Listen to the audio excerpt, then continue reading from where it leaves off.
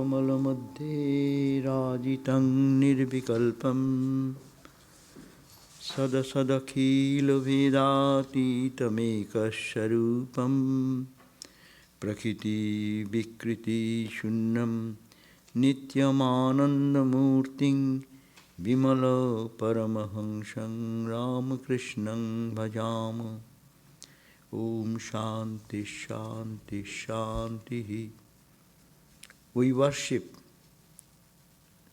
the stainless Paramahansa Sri Ramakrishna, who is shining in the lotus of the heart, the changeless, the absolute, beyond all distinctions of being and non-being, the one existence, devoid of the modification of nature, eternal, pure, and the embodiment of bliss. We salute that Sri Ramakrishna. Today our topic is Sri Ramakrishna's contribution. This month being the birth, advent of Sri Ramakrishna, so we will think of Sri Ramakrishna much more, specifically what the contribution of Sri Ramakrishna. First of all, in one sense, this question is a stupid question, because this world belongs to him. If we think him as incarnation, everything is contribution. And what special contribution we are going to talk about him, who is, just we have mentioned, who is beyond all duality, who is beyond all multiplicity, who is only the absolute, eternal, blissful reality.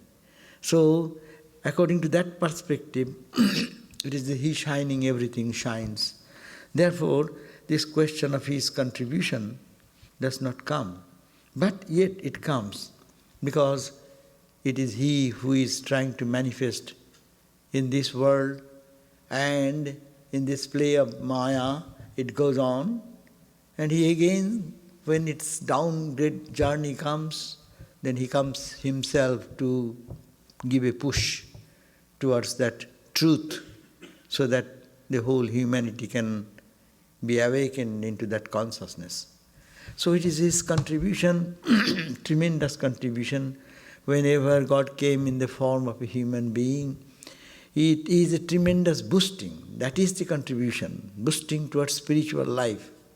When you forget the purpose of life, when people get totally engrossed into the things which are unimportant and putting too much emphasis on that, and as a result of this, life becomes meaningless, purposeless, then these incarnations come again. And in this age, Sri Ramakrishna came to manifest that power, which was manifested in different ages in different way, but in this age in a very special way. In the Bhagavad Gita it is said that it is anything which is manifested in this universe, especially where there is a glorious manifestation, know that it is me there. So in this, still in our thinking about the contribution of this human manifestation of the divine, what we call Sri Ramakrishna, we can think what is the special, what he has given to us. We forgot where religion was there. People used to go to mosque and temple and churches, and we are still going to our religious places of pilgrimages. But the purpose was forgotten.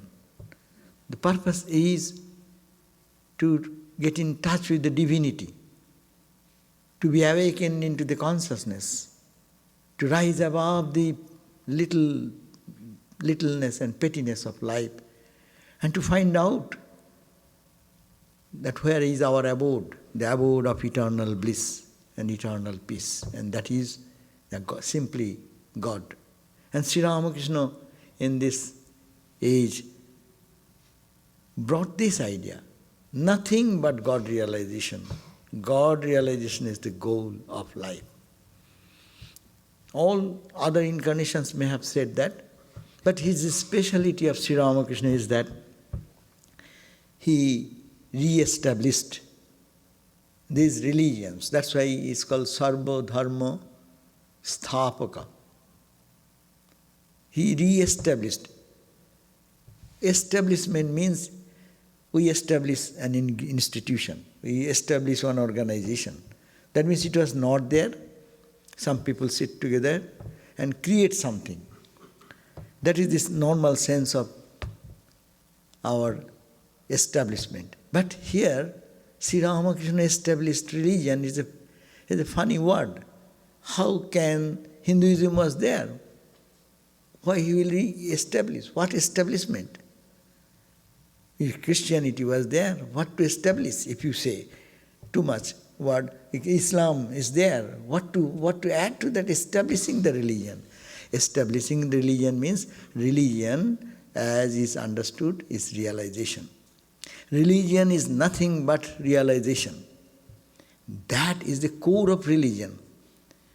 But religion was there. Its rituals and performances were going on.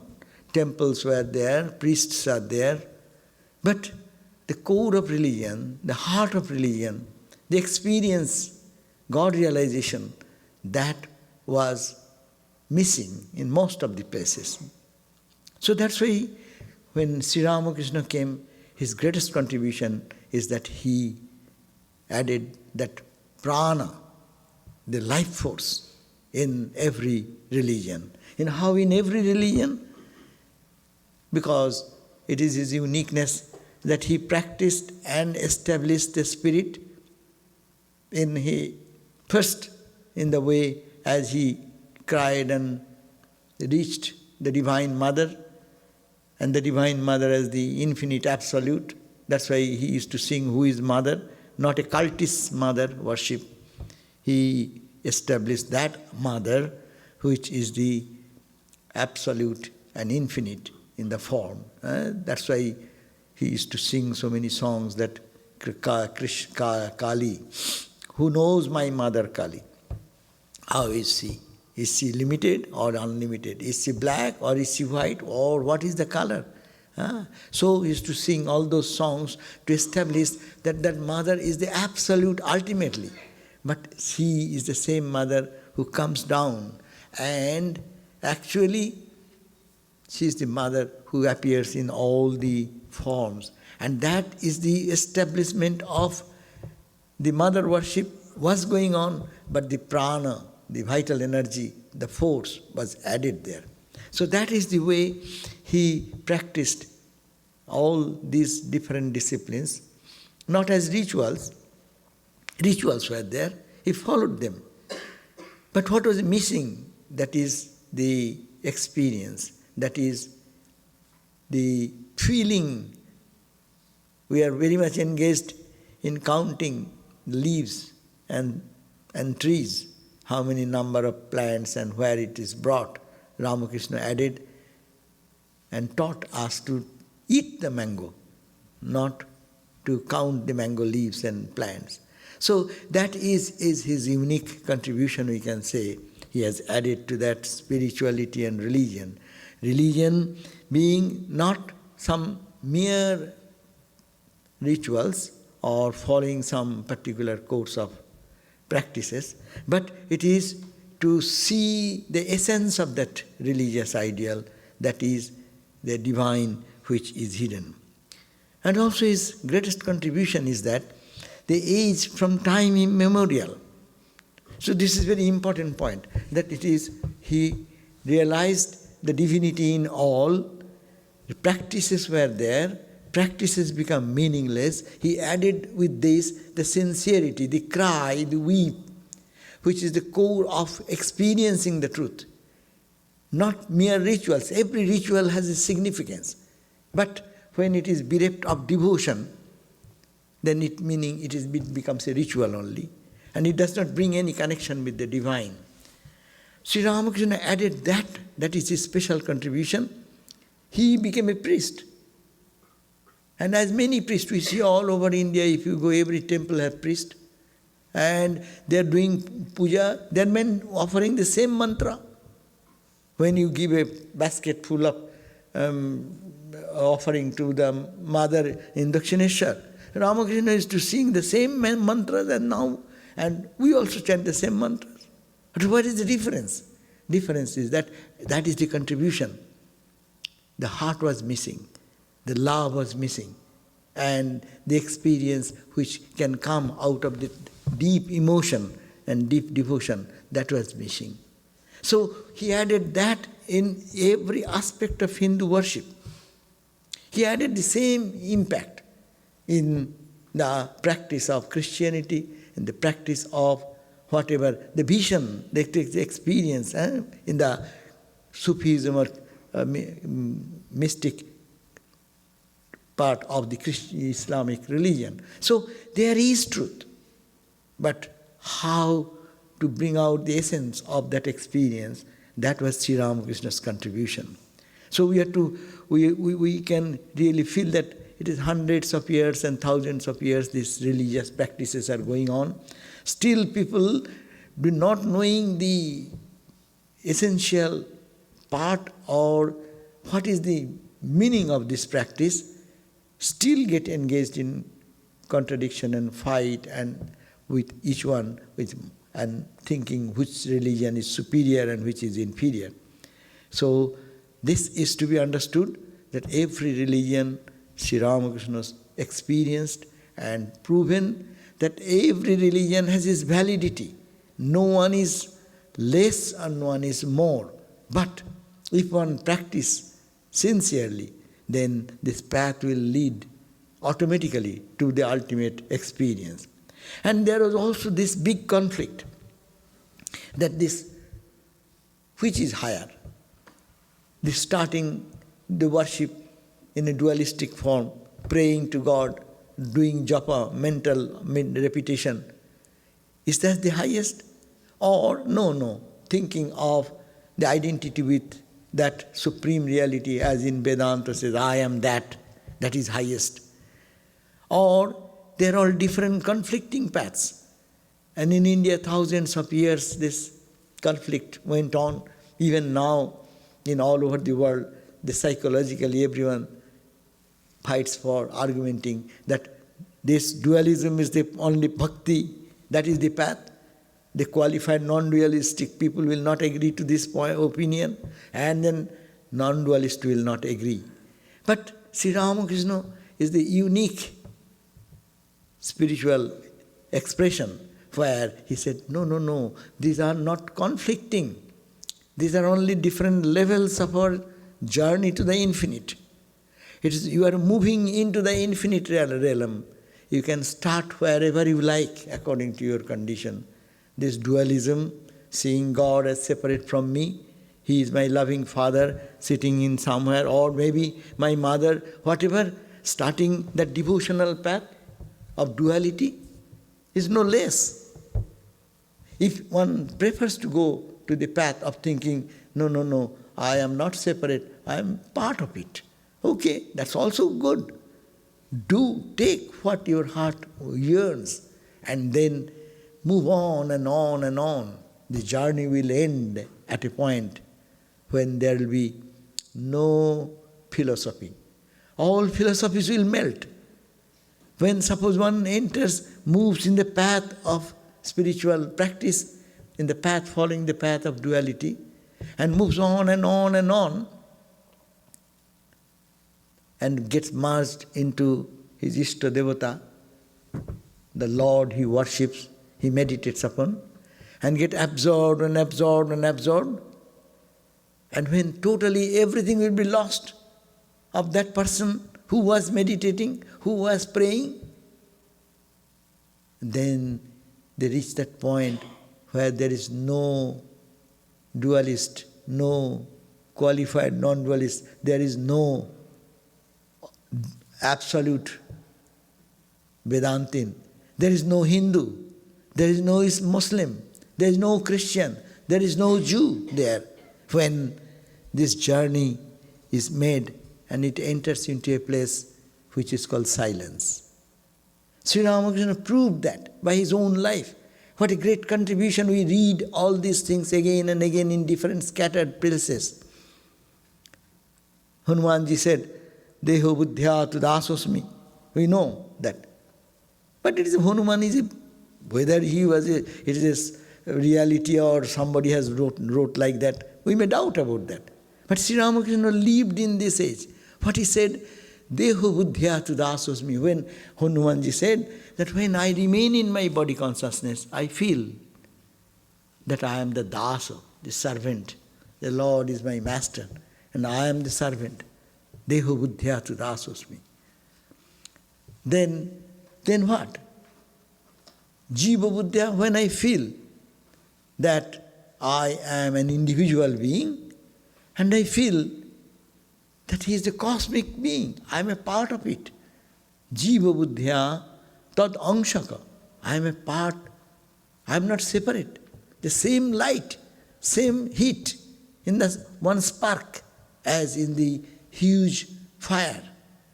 But God is infinite fire and I am only a little spark containing the same heat, same light in a miniature figure. I am not separate. Dehu buddhya tu dasosmi, jiva buddhya tadangsaka. Atma buddhya, when I think I am only there, then what I feel? Tamivaham. You and me, O Lord, you are no more you. I am not adoring you. And I am not the person who was praying to you.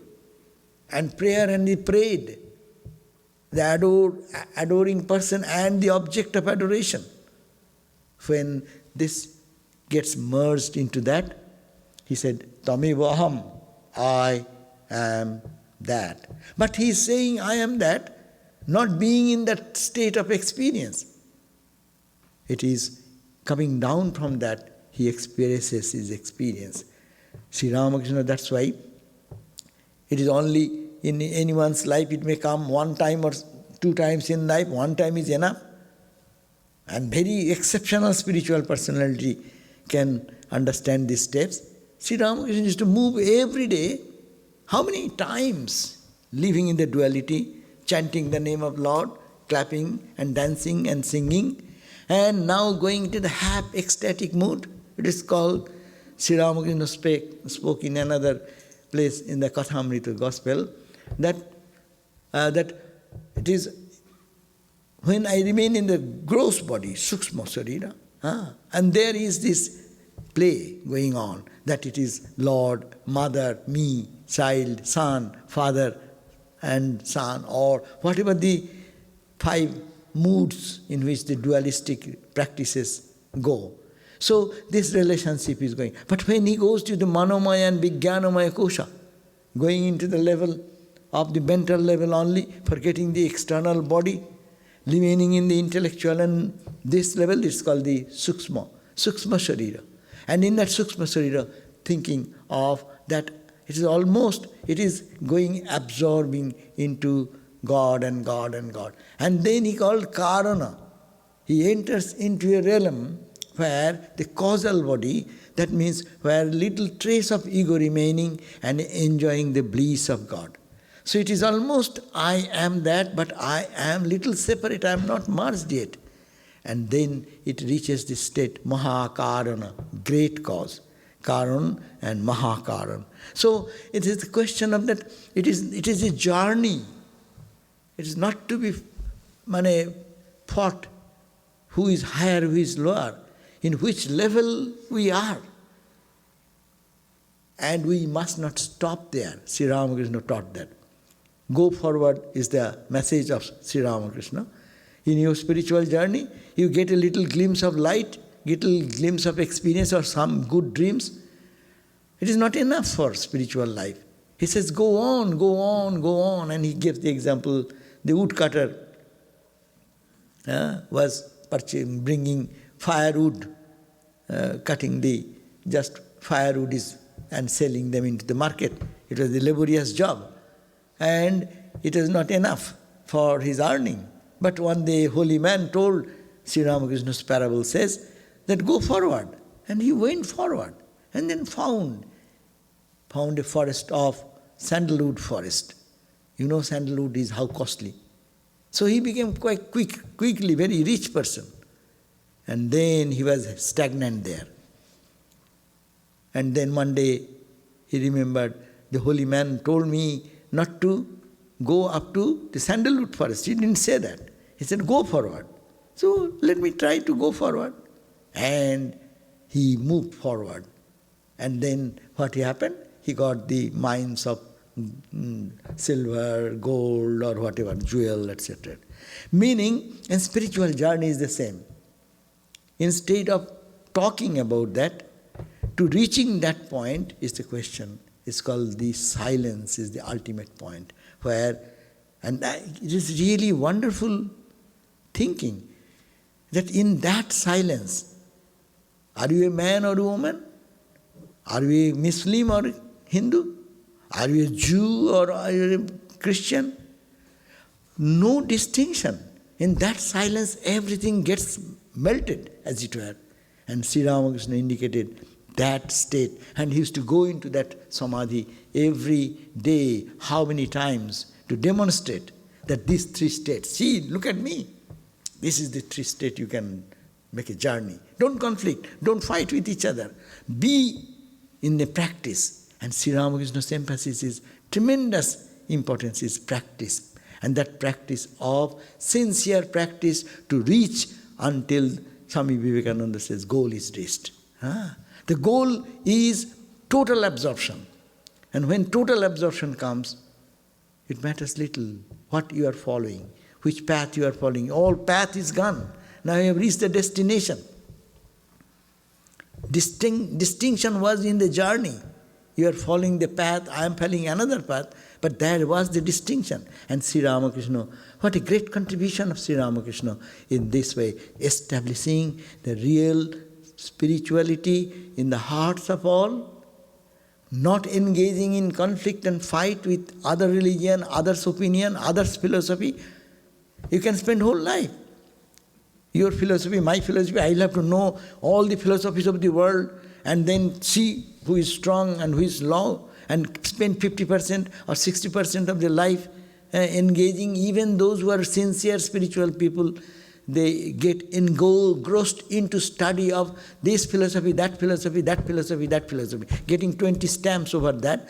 But ultimately, what is the end result? End result is to be found that what is this purpose for studying so many religion and so many ideas? It is the only point that it is for experience. And look at Sri Ramakrishna is the exemplification. Just before our eyes, we see that it is he who stands as an example for everyone, following every path. As I said, the Indian, all the scriptures, Indian scriptures, Shankara's commentary you read, it will be only to refute one idea above the other. It was necessary maybe for that period of time when people got messed up with the idea of one concept of only dualism or qualified non-dualism or something. But the point is that Sri Ramakrishna didn't go to the intellectual level at all. This is a very important point. We live in the most scientific age. And Sri Ramakrishna came before us as an illiterate man, not going to school even, does not know what is called secular education so much. And he is befooling us all the intellectual giants who have come and who have engaged themselves for hours and days and limitless hours in only philosophizing, intellectual argumentation and putting the superiority, inferiority. That's why it is called jugglery of intellectual jugglery. So Shankara also said that it is beautiful, but it does not give liberation. But here is the point. That does not mean that we will not question anything. That is not the point. But Sri Ramakrishna has a questioning mind. But at the same time, practicing, he says, see, I am now in the state of duality. Now I am ardhavajya dasa. when half the mind is withdrawn, as it were. No, it is here, but it is not here. And then to ecstatic experience of the absorption in samadhi, where you become silent. Silent to the extent, no breath. When you become silent, what happens? We become calm. You can feel your breath even, no? That also becomes silent, means slow, slow, slow. It is all slowed down. The external world and its manifestation has stopped, as it were. The clicking of the clock has stopped there. But being there, but he is full in his own majesty and glory. That's why you find that Sri Ramakrishna with the hand up like that, and Hridayaram is trying to hold him. He's not in the body. But it is a state, and that state is the end result of this journey which it started. So therefore, this conflict which was there, and all these scholars and different sages also have to fight with this. Shankara in his commentary has to take the philosophy of the dualist, take the philosophy of the Buddhist, and take the philosophy of the Naiyayiks, and all this, and actually with argument prove that Advaita Vedanta is the highest.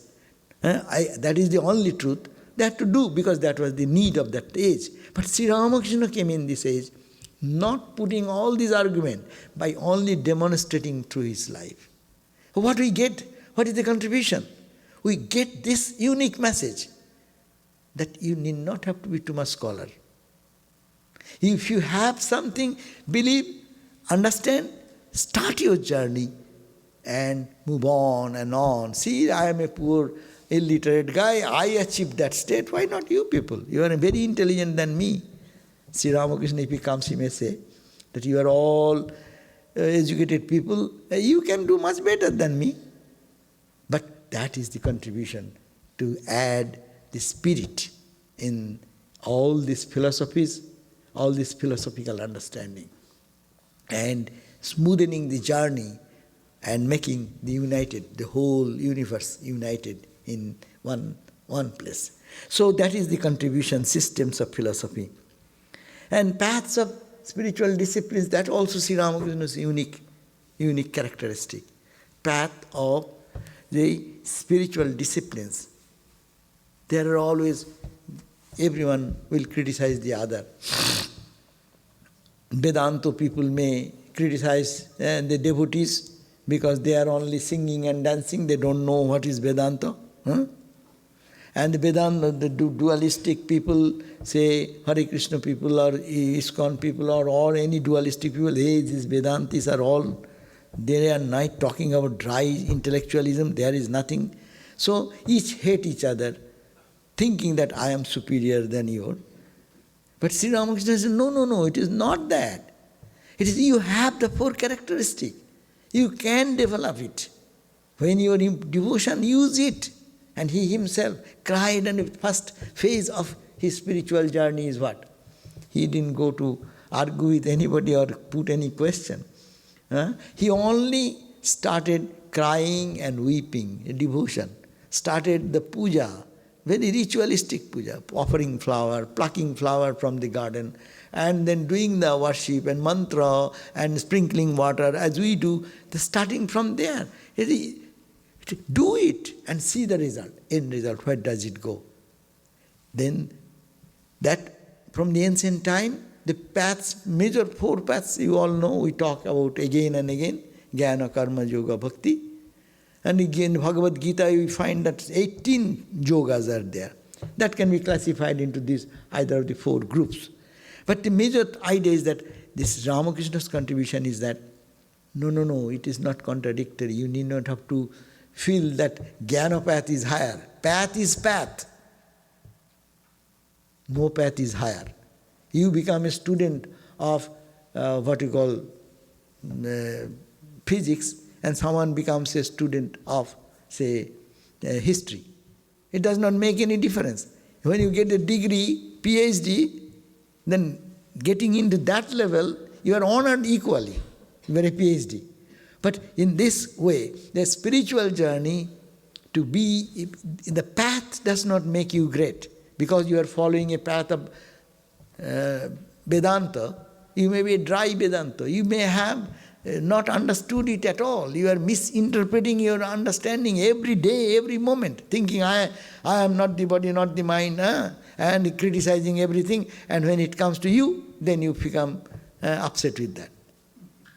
Everyone, you can criticize everyone, but when anyone criticizes you, you become upset. So it is Vedanta, and why Vedanta will be such? The Vedanta is a student of Vedanta. Yes, it's good. It has its own defects, but we can correct it. But we should follow the right path. In bhakti also, there are so much dangers in bhakti practice. Emotionalism. Emotion goes too high there. That's why it is. If it is not guided in the proper way, it may create some fanaticism. That's why the greatest danger of bhakti is fanatic. Swami Vivekananda said, these followers of this path, they are very loyal and devoted to their own group of people. But they are cruel to the extreme to any other person who is following some other path. So this is the point. No, Sri Ramakrishna reconciled here. These are all paths, and you follow whatever path you like, and also he synthesizes there also that you cannot exclusively follow jnana path or bhakti path or meditation path or karma path. No. So these are few, all the characteristics are there. Why not utilize all these aptitudes of yours and make it a journey? So it is not contradictory but complementary. The same thing, as the stages of spiritual journey is not contradictory but it is complementary. As the grade 1 is not contradictory to grade 3 or grade 5th grade or 10th grade. It is leading to that road. So spiritual journey is to be moving from one level to the other level in practice, and harmonizing. Sri Ramakrishna's great contribution is here, path of discipline. The path of personal and impersonal. The eternal fight. God is personal. If it is personal, how can it be impersonal? You read the gospel at the very beginning. As soon as the writer of the gospel, well educated in the modern system of education, and he went, and that time Brahma movement were very predominant. So they don't believe in God in the form. God in the form is all idolatry. It is idol worship. So that was the ingrained thought. And Sri Ramakrishna when saw, and he asked, do you believe in the form or in the formless? Then you read that part of the gospel, there you find that M was just reminding in his own mind how one can be believe in the form, at the same time formless. The two things cannot go together, they are too different. So, but Sri Ramakrishna, what he said? Yes, God can be with form, yet can't be without form. It's a very confusing thing. Even to the Western mind, that is ingrained with this thought, God have no form. It's very difficult to conceive God in the form. And that difficulty in conception creates confusion in the mind, and we are convinced that if God is like that, it cannot be like that. Can the darkness be light? Can be light be darkness? So like that we bring our argument. It cannot be. If it is this, it cannot be that. So how can it be two contradictory things? But Sri Ramakrishna, see, he said, yes, there are perpetual snow. They give a wonderful idea about what is this sakara with form, God with form. Yes, it is God with form is possible. It is when he said in the bhakti hymn, with the cold, freezing cold, the same water becomes, what it becomes? It becomes an iceberg. This is akara, it takes a form. But that is without form. That ocean is without form. But it can take a form. And he continues, and that form melts down with the rise of the sun. With the rise of knowledge, when knowledge comes, Vedantic knowledge comes, then how it can be limited? It cannot be limited. Automatically it penetrates. Look at that Sri Ramakrishna's mystic vision. When he had the mystic vision, when he saw mother, when he was going to have the first vision, he saw the light emitting from the mother's body. The Sakara, how Sakara becoming Nirakara. It is a story, it is no graphic description we can get like this what Ramakrishna gave. That's why his contribution. We should have to focus here to resolve our contradiction. Yes, he was worshipping Mother Kali. He was saying, Mother Kali appeared before me, talk to me. You talk to Kali, Kamalakanto, Ram Prasad. Who am I? Am I your child? You won't abandoning me. All this like a childlike prattle. That's okay. But when the experience is coming, what happening? That mother, suddenly it it is no more the stone image, statue, but it became a living personality. See, from matter to becoming conscious. It's like a human personality with all love, compassion, just full. This personality is charged with that beauty and love, expression of love as mother loves. And then what happened? It becomes radiant. And that radiance expanded in all the corners of the temple. And it penetrated the walls, and it became vaster and vaster and vaster, became like an infinite ocean. And in that infinite ocean, ultimately, he got drowned into that infinite ocean. So Sakara not only became Nirakara, the person who was saying Sakara, he is also lost into that.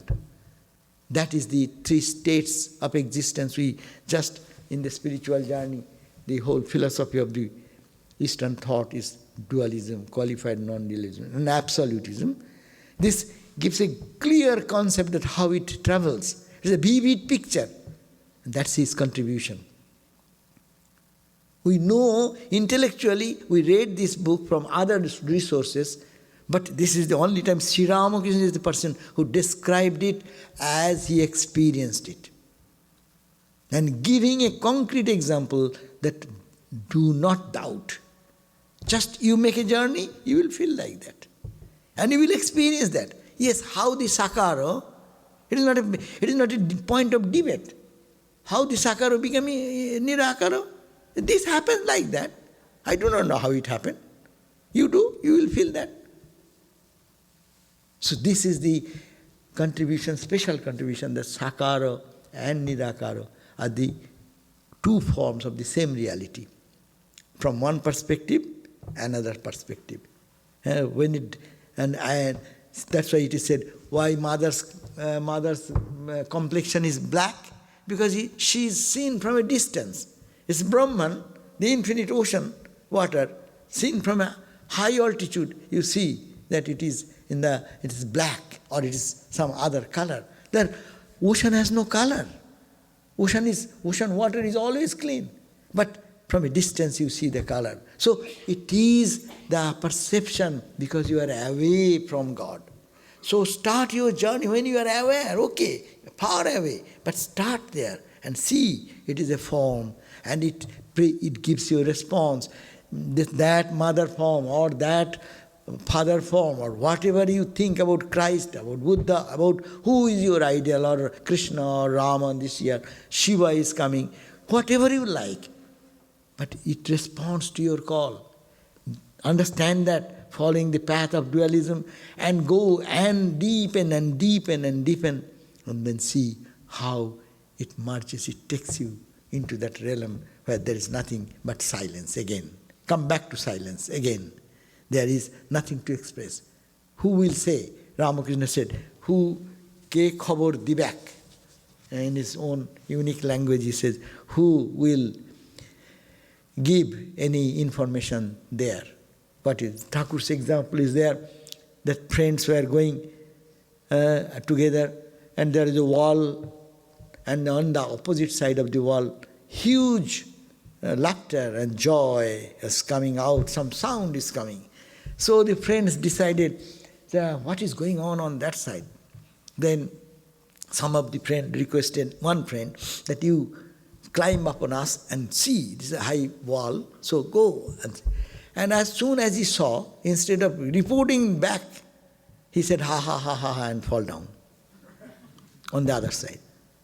The Upanishad says that when that experience comes, what happens? The seer of the truth, they become so absorbed, they cannot say anything. And if you say, what is that joy? Second person also fell down. Third person checked himself very much and then reported, wow, it's the great mart of joy, and this is going on, that is going on.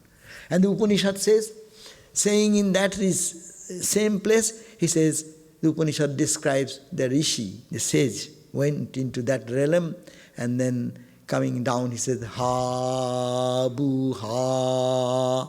Ha bu ha. It is an expression like a childish expression. There is no meaning in that word.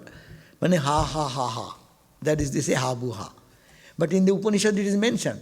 When the sages come down, they say ha bu ha. That means they cannot say anything, because it is indescribable. And if you can describe, then it is not the truth, because you have only, description is possible for limited thing.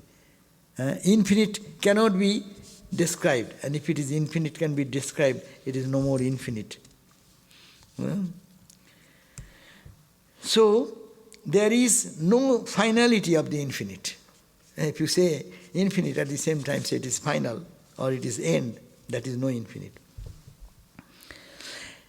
And sects, his contribution to the sects and denominations, upholding different chosen ideals, always Shaiva, Shakta distinction. This followers of Shiva, followers of Shakta, even followers of Christian, followers of Islam, followers of Hinduism, and so many. In between their fight. Even in Christianity, they have their own. Ideal is the same, chosen ideal. Still there is fight. Distinction is there. So Sri Ramakrishna gave that there is no such difference in the sects and denomination. Sects are meant for people, similar-minded people, who can choose what appeals to the heart. Someone may be of loving the Krishna form. Someone may love Rama form. Someone may love Shiva form. So this has nothing to do with spiritual conflict. It is only the sects and denominations are only different according to the mood, according to the mental condition of the individual soul, taste and temperament of that person. It chooses one, or his guru or her guru will choose that. But it should not be a compartment that you are worshipping one God, I am worshipping another God. That concept comes in our day-to-day life. Look at that even now today. Even two Hindu community, there are temples. One temple may be Krishna temple, another temple may be, say, Mother's temple. In this country, of course, in one place now we are seeing harmony is coming. Ramakrishna is entering there also, unconsciously. You go to any temple, because whatever may be the reason, they have no money to build one temple for themselves only. They call other Hindus, hey, you also come, we'll put Rama here, for Rama worshipper. So Rama worshippers will also. Though it is done for a different purpose, but harmony is entering into it. That's in the same altar, Rama is worshipped, and side by side you can say Shiva is worshipped. Here is Ganesha is worshipped, here is Parvati is worshipped. So you can see him go to the Malibu temple, new temple, says so many gods and goddesses. But Ramakrishna is entering very silently and saying, hey, this is the harmony. And don't fight. And what shall you do? When you go to salute, if your Krishna is your beloved Lord, will you put your head down on Krishna and Rama will be standing and you will not show your respect? You will bow down your head there also. See how it is the purpose of life is to see that oneness. It is all the chosen ideal. The sects and denominations have been, it is a necessity. Swami Vivekananda said, sects and denominations are not bad. It is necessary for the human growth. One will be more comfortable with one aspect of the divine, and another may be better benefited by another meditation on or loving another form of the divine. But God is only one. We are not worshipping so many. And that is a big thing for understanding for centuries and thousands of years. And this Sri Ramakrishna's special contribution, it is not like that. And what a great platform was made by the divine will when Rani Rasmuni established that temple garden in Dakshineshwar. They're very unique. This is not the temple style, that in one place there will be Krishna. Krishna will be worshipped Vaishnava way, and he will be very vegetarian with tulasi leaf and other things. Other things don't touch there. And in another, Mother Kali will be there, where will be some sacrifice and this and that. Parallelly, in the same place, that platform was prepared for Ramakrishna before his coming even. So, and now the outcome we see that in many places this become very common. So this is a great contribution that the sects and denomination, they are Ishta Deva and Ishta Devi. They are for our own preference. You like soup, which soup you like? You go to have 2-3 choices. You take what your heart will be more comfortable with. So these sects and denomination don't fight with sects, one sect with the other sect, but to understand that all are worshipping one God. So even if you think that they are not up to your moral standard or not up to any standard of ours, we are very high level, little standard people. But Ramakrishna did not criticize there also. I oftentimes quote this, that Swami Vivekananda was very Puritan, and he went in Calcutta, there is a new sect came, and in the name of religion, they are all practicing some low type of sexual things and other things, drinking, this, that. And Swami Vivekananda came and he was so furious. He was so Puritan, he will not walk on the same sidewalk if that side there is a movie hall or a theater hall. So she will go around like that. So naturally he was very upset. And when he came and bombarding all this anger with Sri Ramakrishna, and Sri Ramakrishna patiently listened for some time, and his response is very unique. But my child, they are also following, loving God, and that is their way. That is their way. They will, one day they will go higher and higher and higher. It's a journey. Maybe in kindergarten school, grade 1, grade 2, grade 3, it goes on till we reach God, the Absolute. So not to criticize any sect, not to criticize any denomination, but to respect others, that is the uniqueness. And above all, I will conclude with this idea. There are many ideas I can put. It is Ramakrishna, when what is the uniqueness of Sri Ramakrishna when that was put to Holy Mother. Holy Mother said, you people talk about harmony of religion, that is the greatest contribution of Sri Ramakrishna. But Holy Mother said, I will say his renunciation, Tyago. The world has never seen such renunciation.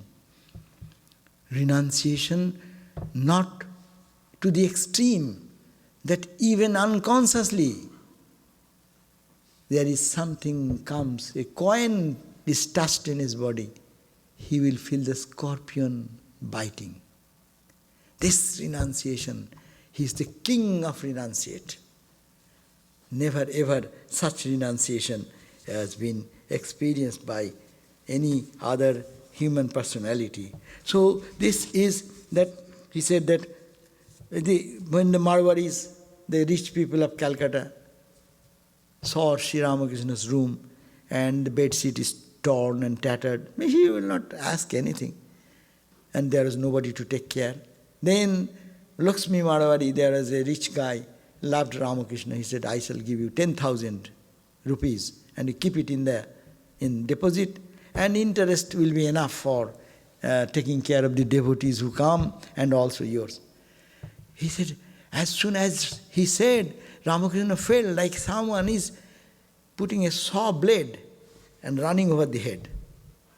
How will be happy if someone gives me $10,000 now? All of us will be happy to give if we get something like that. And see the contradiction. Even the utterance of the word of giving is creating excruciating pain for him, and he cannot take it. He cannot take it. What do you call it? Swami Vivekananda tested him with a coin, putting under his bed. He felt the scorpion biting. So that is the extreme ideal of renunciation. And renunciation is that criterion for God realization. That is also Sri Ramakrishna's proof. That without renunciation means detachment. Detachment, if one does not learn detachment, spirituality is useless. Why our mind is not going to God? Because we have our attachment to something or other.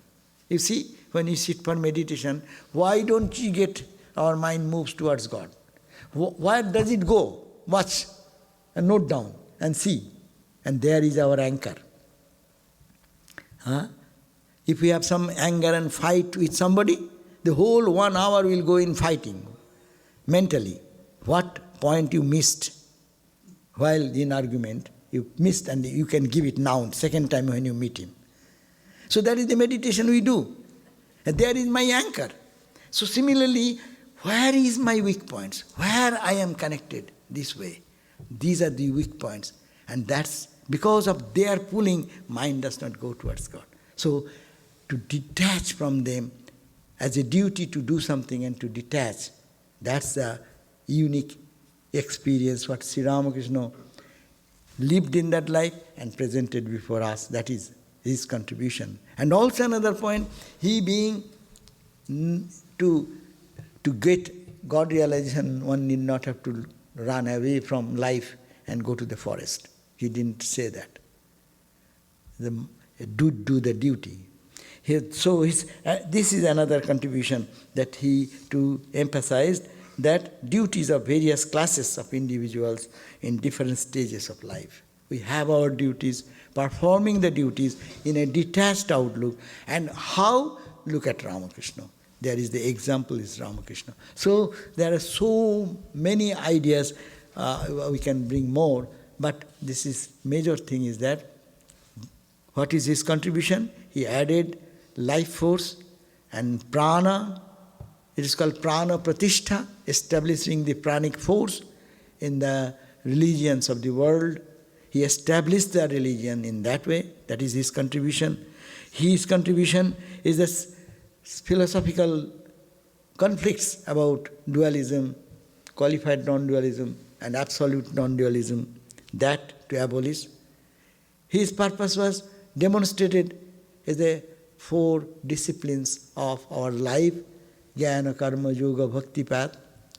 And he reconciled with the doctrines and the different sects, and they are not contradictory, but let them have, everyone have their path, only to respect each other and move in the one path. His idea of the superconscious state, they are not contradictory, and that can be achieved in this life by our sincere effort. And Ishta Devatas may be different, that we should not have to fight for that. And ultimately, the duties of life is to be born, and through that discharging of the duty and taking the idea of renunciation or detachment, one can realize God here. And his emphasis was to do it now and here. Thank you.